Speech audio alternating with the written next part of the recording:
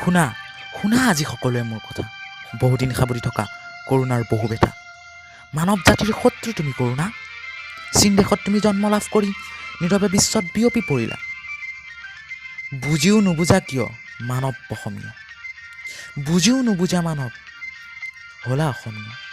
Lockdown নামানা, আজিও নাজানা কিয় সমনীয়া ঘৰৰ পৰা ওলাই ফুৰিছা। আজিও নাজানা কিয় সমনীয়া ঘৰৰ পৰা ওলাই ফুৰিছা।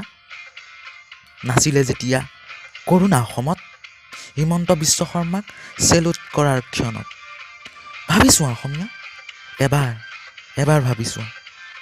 তেতিয়া হ'লোহেঁতেন যদি আমি সজাগ, পাৰিলোহেঁতেন পাতিব বহাগৰ বিহুটি মনৰ হেঁপাহ।